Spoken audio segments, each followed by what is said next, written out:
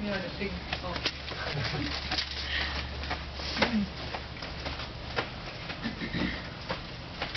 Hello, everyone. My name is Maria Smith, and I'm going to be teaching you guys about axis deviation.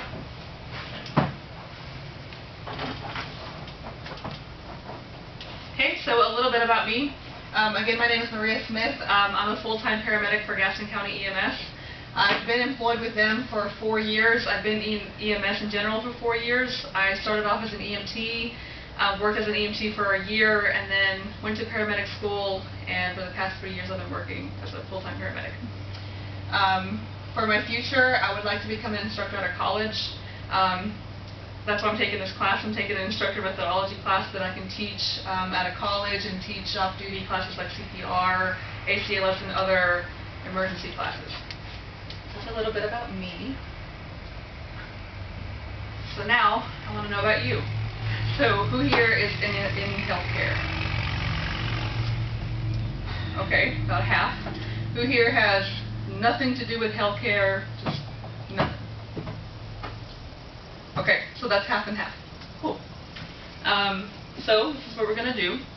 I want you guys to tell me, each one of you, a fact that you know about the heart or in axis deviation in general. So if you don't know anything about axis deviation, then anything you know about the heart, just so we can speak. Okay, so we'll start. And there's no right or wrong, it's just whatever you know about the heart. If you repeat something else somebody says, then that's no problem. The heart is about the size of your fist and it pumps all the blood out your body. Okay. The heart has 4 chambers. Nice. Oh, me. You have 3 different types of axis deviations. Okay, true. Wait a minute. I didn't hear you. What did you say? Okay, that counts. 3 different types of axis deviations. Okay. Okay, heartbeats, perfect. Start off over there.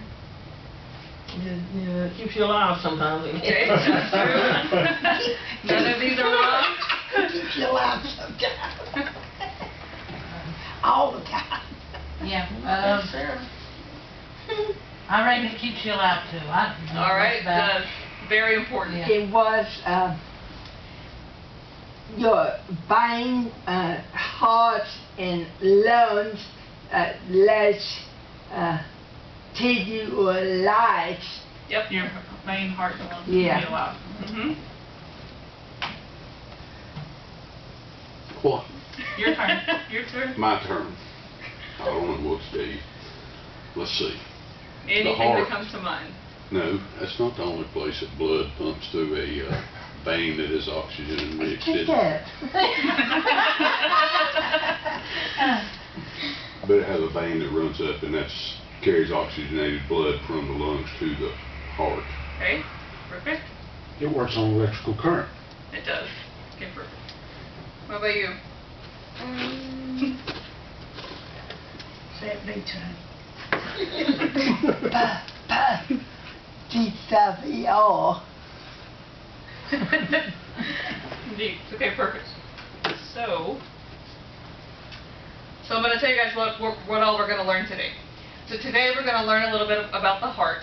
We're going to learn about pathophysiology of the heart. We're going to learn about electrocardiograms, which are also known as EKGs. We're going to learn about the conduction system of the heart, what the waves in the heart rhythm mean, axis deviations, and then causes along with signs and symptoms of axis deviations. So you'll learn all of that in this presentation. Okay. So again, the objectives, you're all going to know some basic knowledge about axis deviations as it refers to the heart. You're going to learn what's normal and what's abnormal as far as axis deviations. You're going to learn some medical conditions that can influence the axis of the heart. So throughout this lecture, I want you all, the reason why you have paper and pencil, I want you all to write something that you learned in the lecture. And then at the end of the lecture, we're all going to go back through each one of you, and I want you all to tell me what you learned. That's my goal, is to teach each one of you one more thing about the heart. Okay. So, how we're going to do this is that because there's such a a wide range of knowledge on the heart. We're going to start very, very basic. We're going to go into some heavy stuff on the heart, and then we're just going to wrap it all back in. Okay? So we're going to start simple. So who can tell me what an axis is? Just an axis in general. A line. So it's an imaginary line that's drawn right through an object. So what kind of things have an axis? The Earth. The Earth. The Earth rotates around its axis. Math, for those of you that took geometry, math uses a lot of axes. And the heart. The heart has an axis. And then there's other things. Okay. So the normal axis of a heart is -30 to 90 degrees.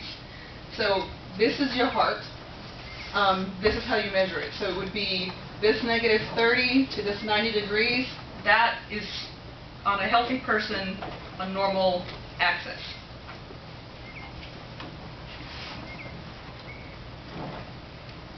Okay. So we're going to talk about what kind of tools we use to identify the axis. Has anyone ever had an EKG done before? Yeah? Okay.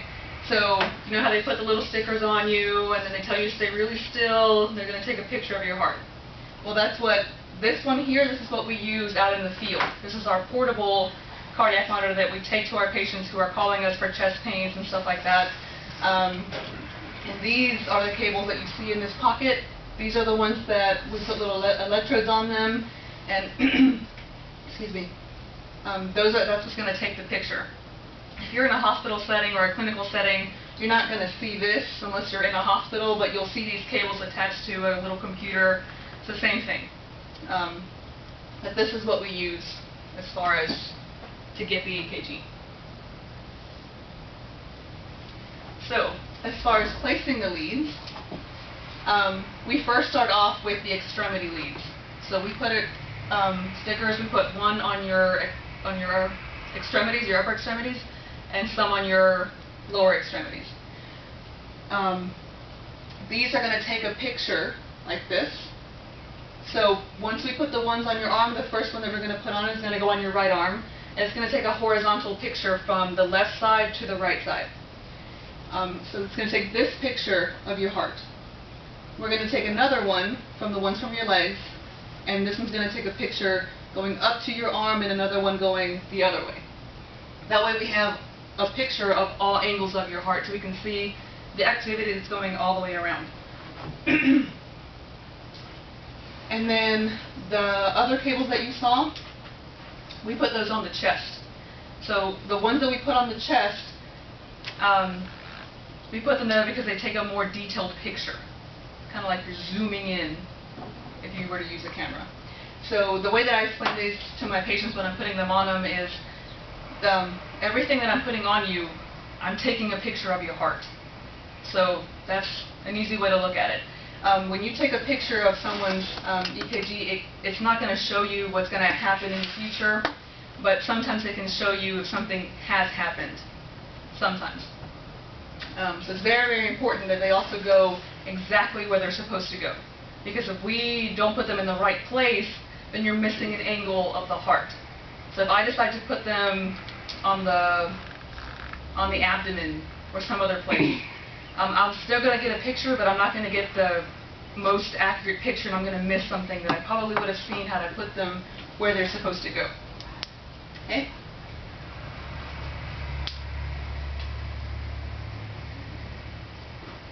Does anybody have any questions so far?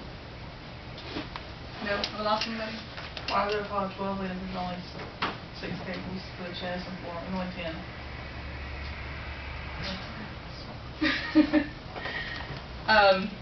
Okay, so a 12 lead. So the 12 lead, it measures the electrical activity of the heart. With every beat, an electrical impulse will travel through the heart.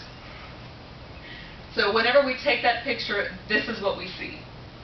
So this is the EKG, and this is a normal sinus rhythm. So on a healthy person, this is what we're supposed to see, or what we like to see. So I'm going to explain to you what all these little symbols mean, because if you don't know what they mean, then you don't know what you're looking at. So that's why a lot of people tell us, how can you read all those little squiggly lines on that paper? Okay, and the reason that they're there is because of the heart has its own cardiac conduction system. So it has its own little system that makes the heart beat. So this cardiac conduction system, it's a group of muscle cells that are in the walls of the heart, and they send signals to the heart muscle, causing it to contract. So by contract, it causes it to beat.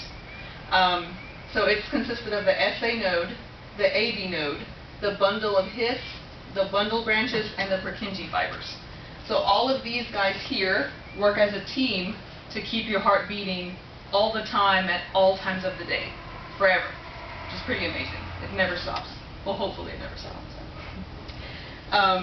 So the SA node is what starts everything. It's the key to the car. It starts it. So it initiates depolarization, causing a contraction, and this first contraction is symbolized as a P wave.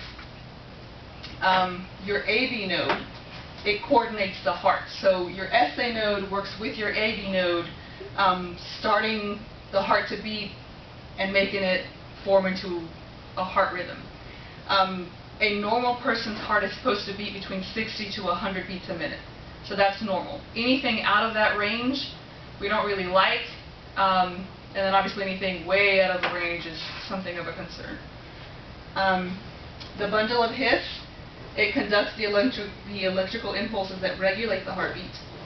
It's going to send it to the bundle branches, and they are going to transmit the cardiac action potentials to the Purkinje fibers. The Purkinje fibers are then going to carry that impulse back to the bundle branches, from the bundle branches through the entire heart muscle. That's a lot of information. I'm losing it. I got a little heavy, that's a lot. So, I have this little video to show you guys that's going to kind of put it in a little more visual perspective.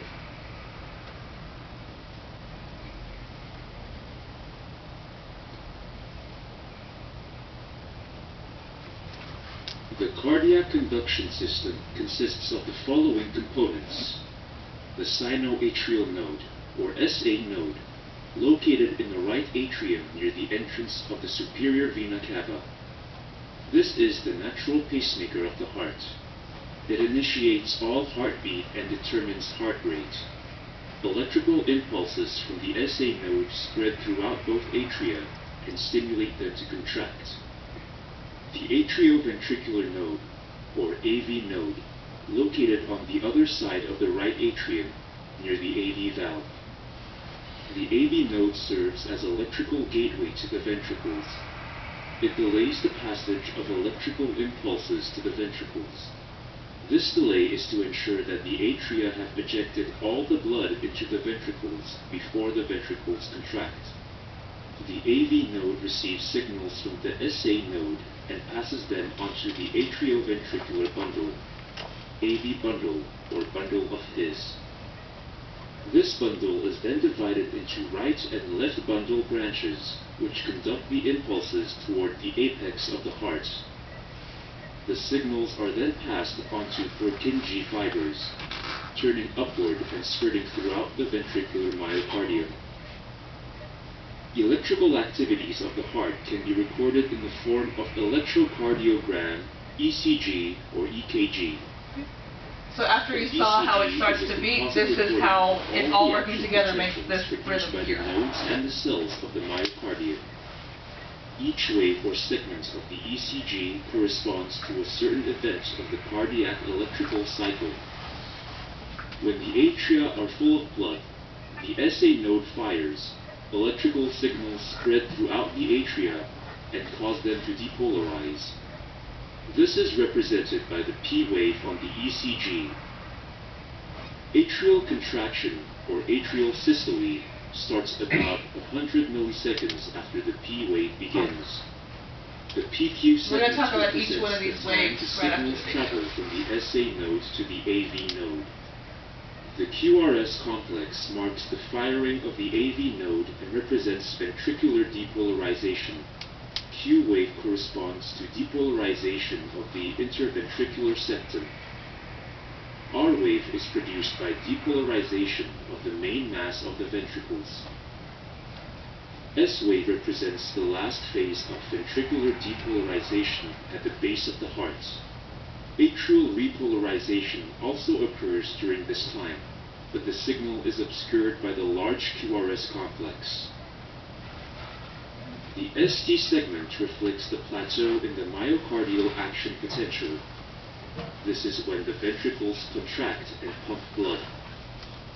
The T wave represents ventricular repolarization immediately before ventricular relaxation, or ventricular diastole.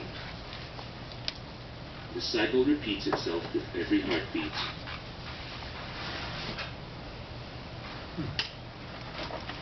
Okay, what do you guys think? Well, that explains a lot. Yep. Okay, so everything that I just told you, you saw how they all were working together to make that one heartbeat. So they do that all day, every day.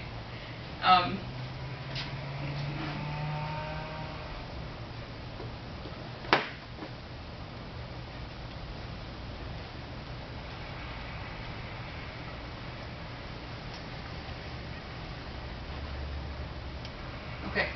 So does anyone have any questions about that, about the cardiac induction system? You can turn off the performance management feature. Battery problem. Or you can just... Okay. Does anybody have any questions about the cardiac induction system? No? Okay. Right. Should the P wave and T wave be similar in size? No. Okay. Yeah, they all have different sizes. Okay. They can, though.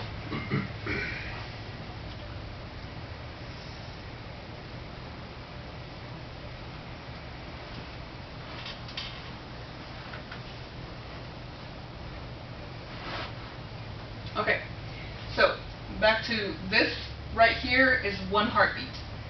So the P wave is caused by the SA node, which causes the depolarization. When we're looking at a heart access, we look at the QRS, and we look at the direction that it's going. So we want it to always go up. And this is depolarization, and then it will make a T wave repolarization, and then it'll go into another heartbeat. Yeah. So this is a normal heartbeat. This is what we want it to look at. This is what we want it to look like on every person. But there are times whenever we don't have the P wave, or we have the P wave and it's flipped over. We don't have a T wave, or we have this that just looks all kinds of funky. So when it doesn't look like this, for us it's telling us that there's something else going on that we need to do something about it. Same thing when they take your EKGs. When your doctor's looking at it, he wants it to look like this. So if it doesn't look like that, that's when he orders extra blood work, stress tests, to see what's causing it and for it not to get any worse.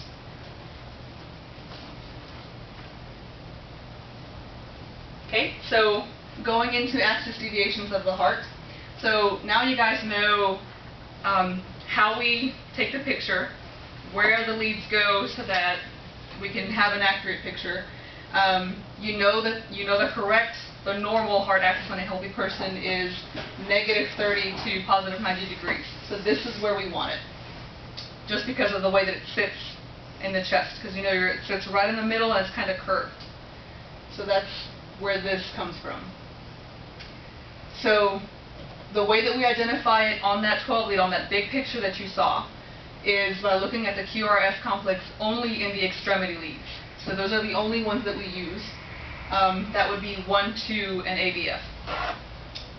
So there's left axis deviation, there's right axis deviation, and extreme axis deviation.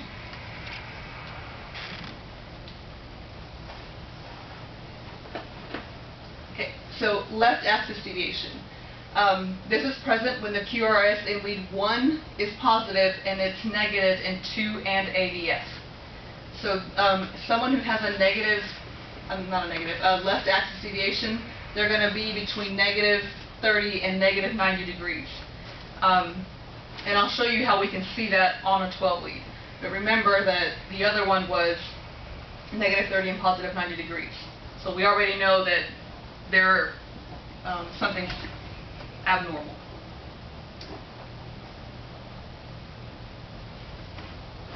Okay, so that picture that we had earlier, the one that was normal. So this is an example of someone who has left axis deviation, and we know that because we learned that someone who's got left axis deviation has a positive QRS complex in lead 1, but negative in 3 and AVF. I'm sorry, excuse me, 2 and AVF.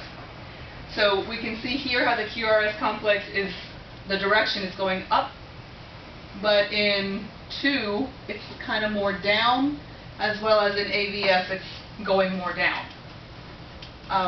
So that right there tells us whenever you call the paramedics on scene and we show up, we can see this, and we can see that this person has a left axis deviation. Okay.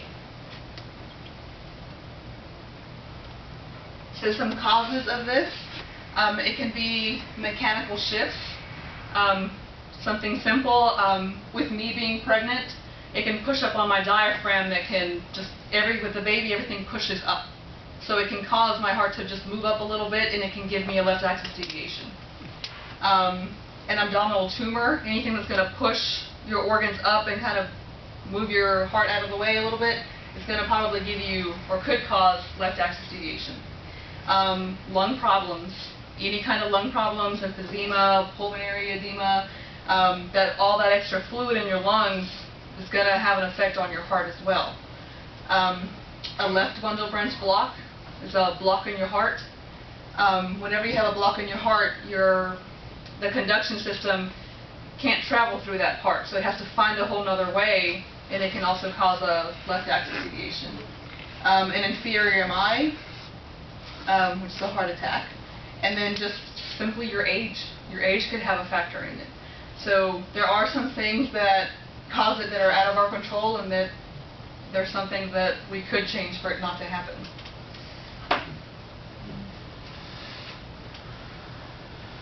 Okay, so with right axis deviation, this is going to be whenever lead 1 is negative and AVF is positive. So this is going to be 90 degrees positive and positive 180 degrees.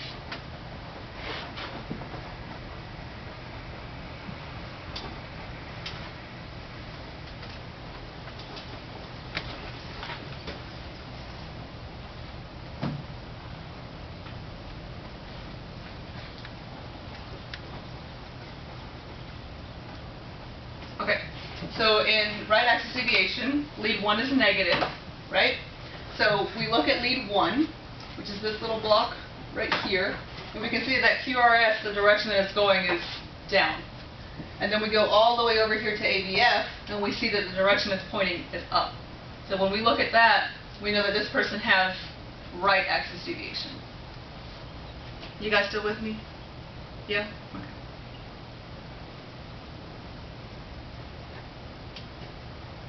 Okay, so some of the causes of right axis deviation, left and right, they have a lot of similar causes. Again, emphysema, any lung disease can cause the axis to pull to the right or the left. A lateral heart attack on the lateral side of your heart, depending on where you have the heart attack, and it's obviously going to affect that side. And a right bundle branch block. So the same block in your heart, but on the right side, would affect that.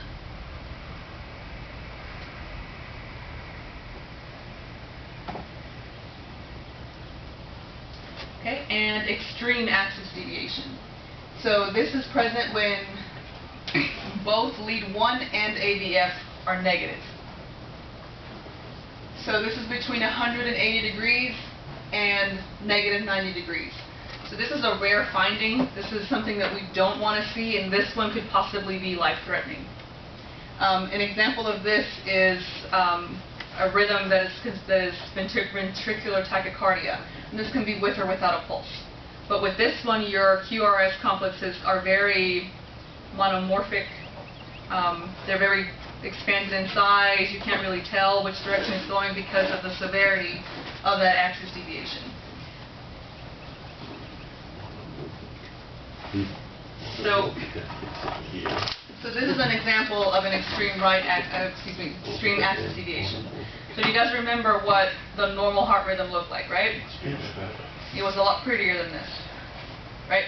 So when we see this, we immediately know that we need to take action now or something has gone horribly wrong. Which you can see how, well, it's really hard to tell, but you can see how it's negative here and over there. Yeah, but you guys can tell the difference? Yeah. A little bit? Okay. So this is what we look for. This is what you're in the truck. When we see a normal heart rhythm, then we're like, okay, all right, we can slow down, patient's good. When we see this, then we gotta go. Upload these. Yeah, we gotta go. Monomorphic, would you go back and clarify what you mean by that? Because that's a new term for me. Am I pronouncing it right? So monomorphic is just crazy in shape. It doesn't really have a shape. It's kind of... Same shape. It's what? Same shape. It's not consistently the same. Okay. Yes. But different than what it's supposed to be. Okay. But see how all of these, they're the same, but they're not what you want it to be. So is that monomorphic there on the bottom? Yes, because Okay. you can see how these are the same. They continue to be the same shape. Okay. Let's see. Monomorphic. Polymorphic's like the scribble. Okay. That's how I like it. Polymorphic's like so much as well. I can write monomorphic then. Learning vocabulary.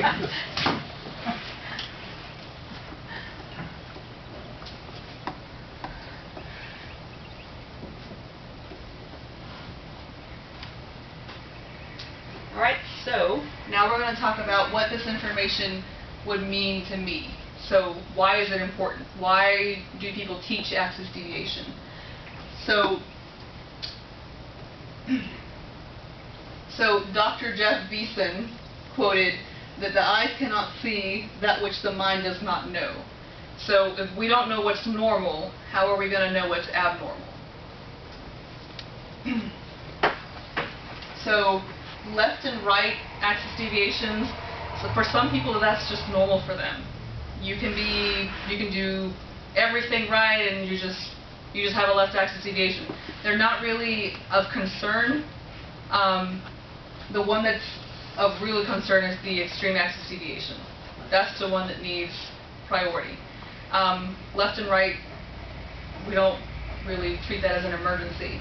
But the reason why it's important to learn it and to know why we teach it is because it could be a hint to an underlying rhythm. So, for example, some of the causes of left axis deviation was the inferior MI.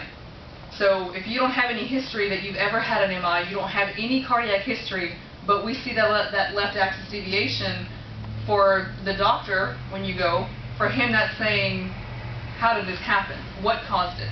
And it's going to cause him to order blood work, order stress tests, and kind of see if it was something that happened. There is such a thing as a silent heart attack. Many people have it. And if they can get the left axis deviation, if they can catch it, maybe they can catch the next heart attack. They can avoid that. Maybe you didn't know that you had a lung disease, but they noticed off of the left axis deviation, they did more exams, and now they can tell you, you have this lung disease, you have emphysema, you have, something like that. So that's why it's important to learn that.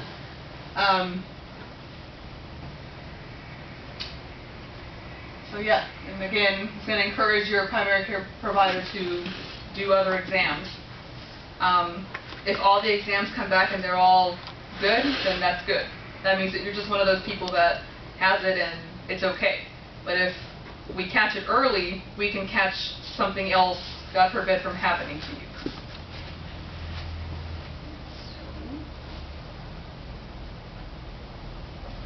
Okay. Have I lost anybody at all during this lecture? No. It's a lot of information. So, in this lecture, we learned that the axis is an imaginary line drawn through an object, right? Okay. We learned that the normal heart axis is -30 to 90 degrees. We learned that an EKG measures the electrical activity in the heart. So whenever they take that picture, it's going to take a snapshot of the electrical activity that was occurring at that exact moment. We learned about the cardiac conduction system, so we learned about the system that makes the heart beat and that makes it continue beating. We learned about the SA node. We learned that the SA node is what starts everything. That the SA node works with the AV node, and that the AV node controls the rate of your heart. That it sends the information to the bundle of His, to the bundle branches, and the Purkinje fibers is going to send it through the whole heart muscle. We learned that a healthy heartbeat consists of a P wave, a QRS complex, and a T wave. We learned that this was depolarization, and repolarization. So you learned that there's 3 kinds of axis deviations. There's left, right, and extreme. So which one did we say that we don't like? Extreme. Extreme. Okay. And what do we use from the complex to identify the axis deviation? The complex goes up or down? Yes, so the direction of the QRS complex. So that you have the P wave and then you have the QRS. So that's what we use. And we can only identify that by which leads? On the right arm. 1, 2, and AVO. Yes, so your extremity leads. Yep. Yep. Yep. And the ones that go here, that on the chest, that are more detailed, do we use those for the axis deviations? No. No. So that's just for a more detailed picture, but not for axis deviation.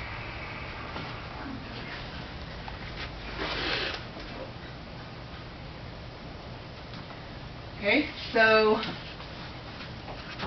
we learned that in left axis deviation, lead 1 is positive, but it's negative in 2 and AVF. So when you're looking at that picture, you see that the first lead is going to go up, and then 2 and AVF are going to go, the direction of the QRS complex is going to be pointing down. In the right axis deviation, you're going to look at your QRS complex in lead 1, and it's going to be negative, but it's going to be positive in AVF. And the QRS complex in lead 1 and AVF are both going to be negative. So do you guys remember what a normal heart axis on a healthy person, what the degrees for that is? Yep, 90, correct. so, Perfect. Positive 90. Perfect. Yep, that's it. So, does anybody have any questions? No? So when a paramedic looks at a lead, and they often refer to a bundle branch and ask the person if they've ever had a bundle branch, is it important for them to classify it if it's left or right, or is it just common to say, have you ever had a bundle branch issue? Yes.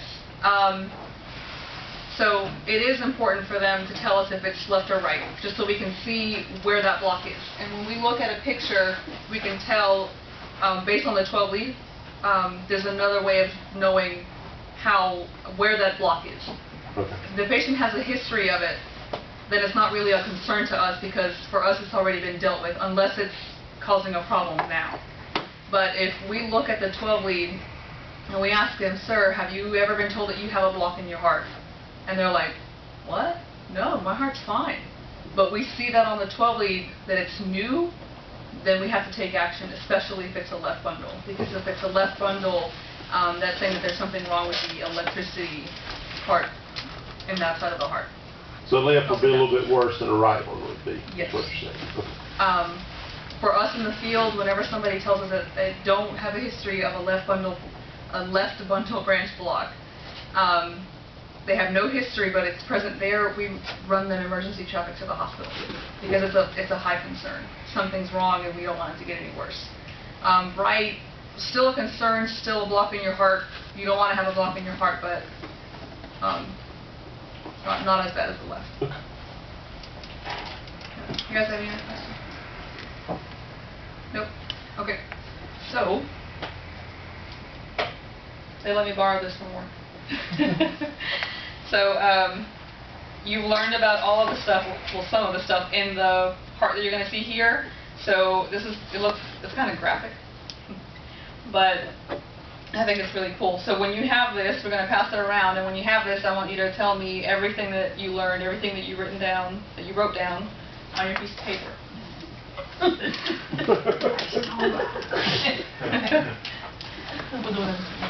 Team effort. What I had is left ventricle. Today I learned that a right axis deviation is a negative in 1 and a positive in 2 in ADS. That's something I didn't know before. Because we always look for like axis deviation in our work. So I learned that here. And then I will pass it over to you. Okay.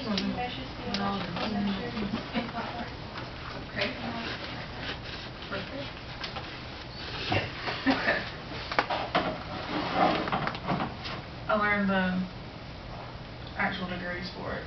I knew the whole up, down, down, but the actual difference, negative 30 to 90, positive 90, 180, to be able to differentiate that way.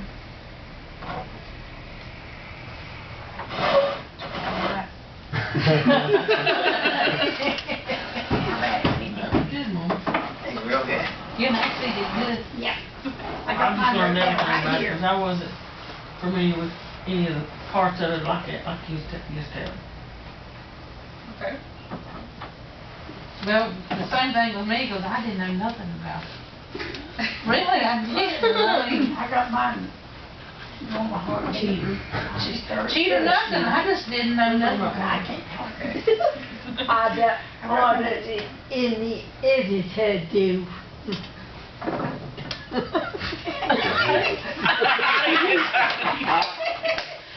Means ain't right. You said that. I'm kind of like Ashley. Learning the exact degrees and everything, it's a really good refresher. We look at it a lot of times every week and don't even think about it, but it gives you it's a good refresher for all this, even if you know it. Awesome. So you can never stop learning, Gave right? me specifics that I knew that I didn't really know specifically. How should we put it that way? You did good. Thanks. Travis learned a 50-cent word. Yeah. I learned about monomorphic, which is all kinds of squiggly looking lines that are the same in shape and size, which is a bad thing. I also learned about the bundle of His. So evidently that means it's male, so it's got to be working right. I'm kidding. I saw that look. But that was interesting how it, on that video, actually seeing the waves and how they correspond when it gets down here to the RST, when it goes and makes it actually do the big beat to keep it alive. So that was very interesting. Well, let me say, I am very proud of you people that know all about this, and that when we need y'all, that y'all know what to do, and that you can come and take care of us. And I'm proud of you. Alright, so you guys are ready to just be cardiologists now, right? Not hardly. You did a good job, Gabrielle. So this is a small portion of the heart, because it goes even beyond that. There's those other sections of because we were only looking at leads excuse me, losing my voice. We were only looking at leads 1, 2, and ABF really. But those other leads, we have to learn everything about all those other leads, the blocks, where we're going to find our MIs, different places to find different diagnoses as far as looking for an MI. But it's just really amazing how that conduction system works together to get your heart to beat every single time, and it never stops. Well, hopefully it'll work for a really long time, is what I mean. It takes years. Yeah. People just to work on that one point. Like I say, I'm glad y'all know what to do, because we sure don't. All right.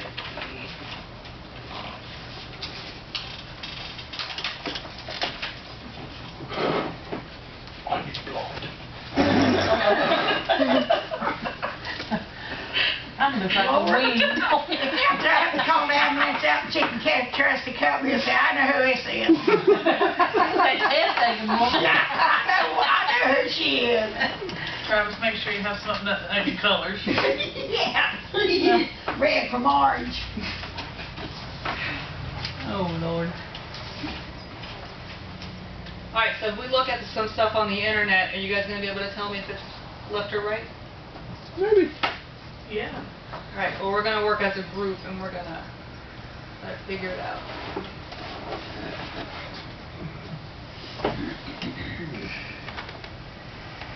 Let's.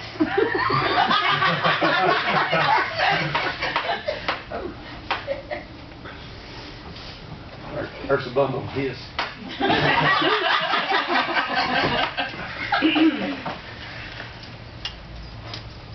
Did you see where he got to meet the Queen today? Who was that? Huh? Who was that? Mr. Trump. Oh.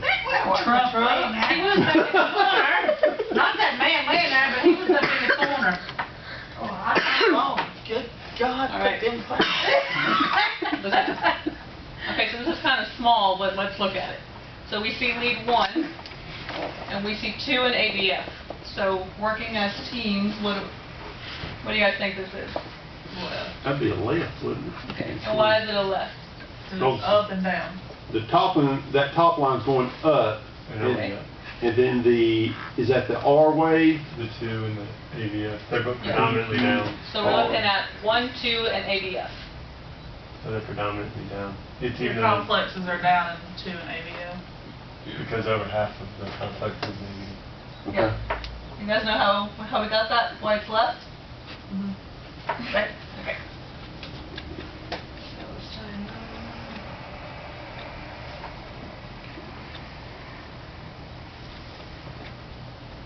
Well, this is going to give you the answer before I even... That's monomorphic there. You're going to use that all the time. Oh, we use that all the time. He's gonna use that one all the time. These twin girls are monomorphic. I'll go there, so. Okay, so we're going to call this an extreme axis, right? Yep. Is this important, or do we not care about this? Yes, that's fair. We do. We do. Okay. Somebody's getting shocked. Falls to the wall. Yeah. Falls to the wall. Yeah. Now, would you classify that as a shockable rhythm there? Well, so this depends if the person has a pulse. Okay. So Good assuming point. that they don't have a pulse, then yes. Okay. If they do have a pulse, then we still give them electrical activity, but we don't give them the full electrical activity that we would if they were dead. So you just want to kind of get it back into a little rhythm. Yes, we want to A slow more it down. normal rhythm. Yes. Than that. We want to slow it down to that pretty picture that we saw in the very beginning. Okay. Because this is probably going really fast, and the heart's going to tire really soon from going constantly like that. And when it tires, we kind of know where that's going to go. Beat, it's gonna stop pretty quick. It ain't gonna So stop is that what long. would you consider that just quivering? Yeah. So there's another rhythm for quivering, and Okay. that's ventricular fibrillation. Yeah. So I'll show you that so you That's what can... it's gonna go to. Yeah. I see Yeah, all he these knows and I that couldn't all the remember time. to keep them straight.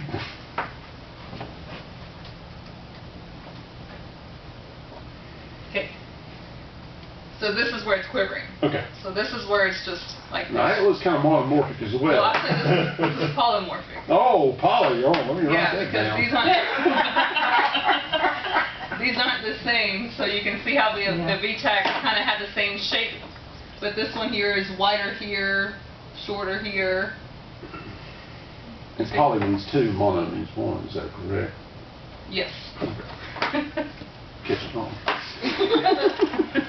You glad you came this Cardiologist fast, yet? ain't you? Be a redneck cardiologist. Hey, you glad you came this fast, ain't you? Yeah. And you had all them years of I education. know, education.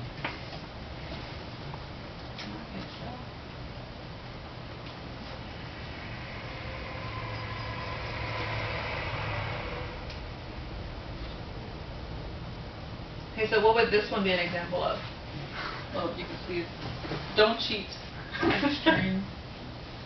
If you could see the whole thing, what do you think it would be? Monomorphic, I guess, or... But yes, monomorphic. This would probably have an extreme axis deviation. Yeah.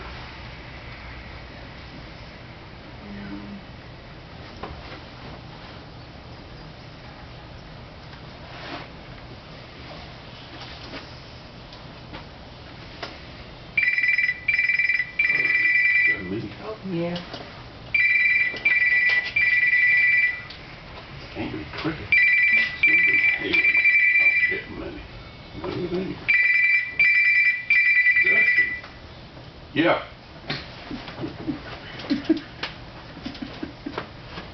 Hello? Yeah.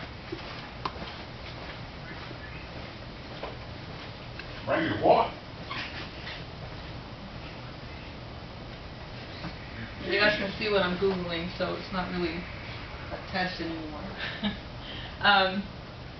But in this one, can you tell why it's right axis? Now, what are we talking about? Because Because it's... in lead 1, the QRS Yeah. is more negative than it is positive, and your AVF is positive. Yep. Oh, So- okay. Get the word out for a minute. We can see here on the degrees that we're looking at positive 180 and positive 190. You can see here in lead 1 how it's going a little bit up. Excuse me, it's going, the direction it's going is down, and in AVF it's going up. So those different directions show you that it's a right axis deviation. So typically you wouldn't see it go down in that line 1 like that, would you? I mean, it would go a little bit. A little bit, but we don't want it to but take not that that really- deep Yep. on the R line. Yep. Is that correct? Yes. If I got any questions, I'll call you back.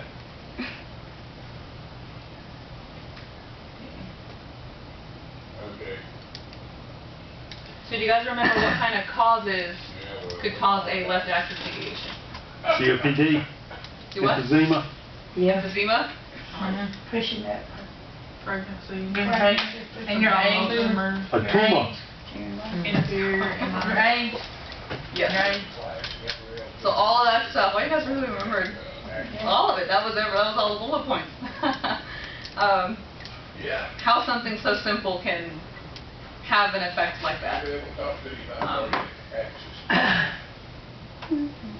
So whenever you guys go and you get your EKGs at your primary care provider, I hope you ask him, can I take a look at it? And I hope you remember this so you can tell for yourself I've got one coming up in a couple of weeks. I've got 2 coming up, so. and tell him that they're monomorphic. Monomorphic? Use monomorphic. But does mine look monomorphic? I'm about to know. Your daddy forgot his teeth. That's a motorcycle. They go very fast.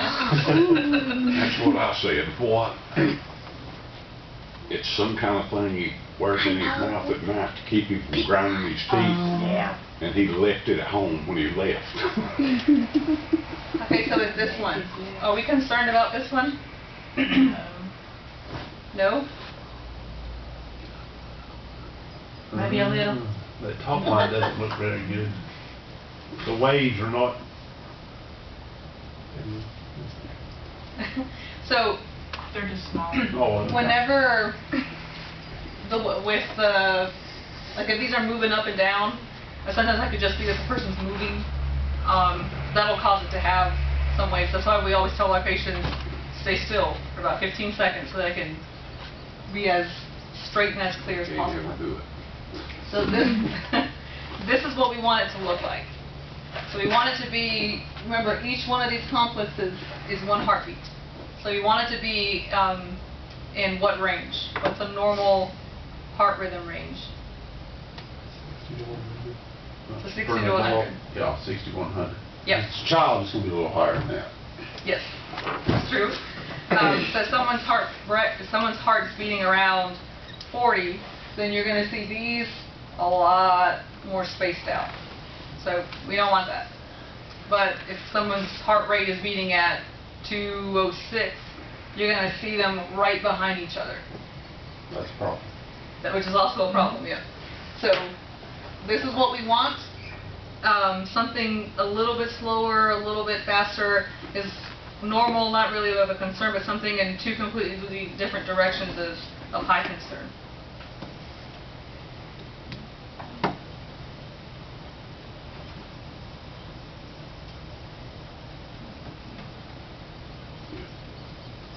Going too slow, speed it. It's going too fast, slow it. Give them a count. What if they're in AFib, is it still, as far as their deviation? If they're in AFib, it's probably still going to be different, crazy.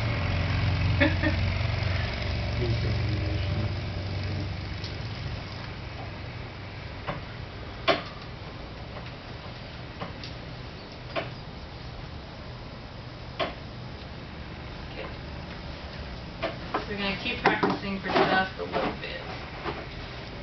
I'll show you this chart again.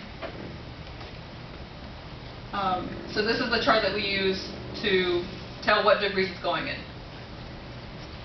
So because of how the heart's placed in your chest, that we want it to be, remember, positive 90 to negative 130.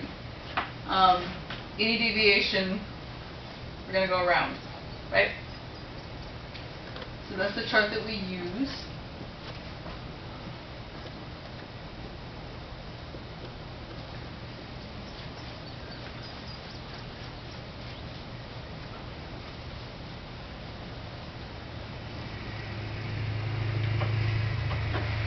Okay, so assuming that this would be a QRS complex, right? Showing you the direction that it's supposed to go. So a normal axis, we want it to go up and give us the negative 30 to 90 range. In your left axis, we want it to go up and down. And then in your extreme, they're all going to be negative. Really, really wide. Most of the time.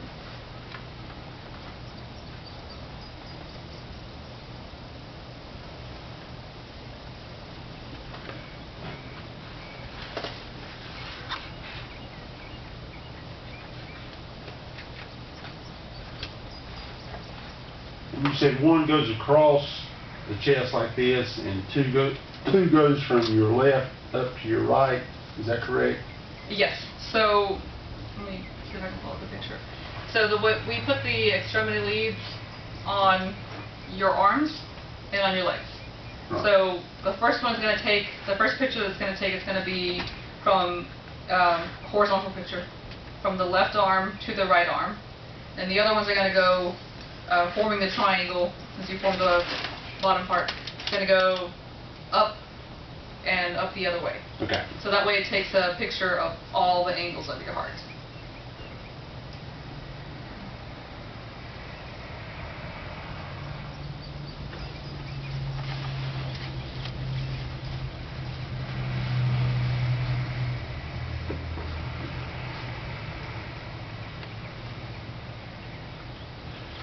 A little more sense now while it's 3 lines now. I mean, I forgot ladder.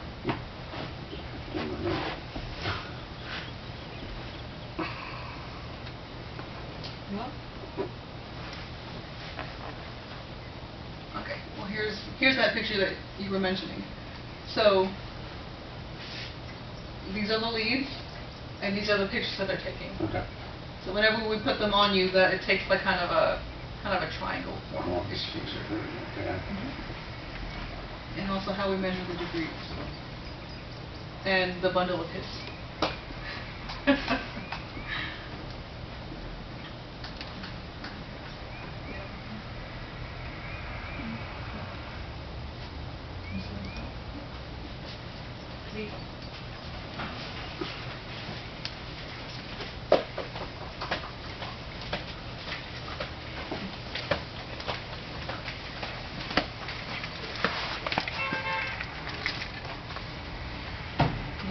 No, I was waving the blowing horn out there.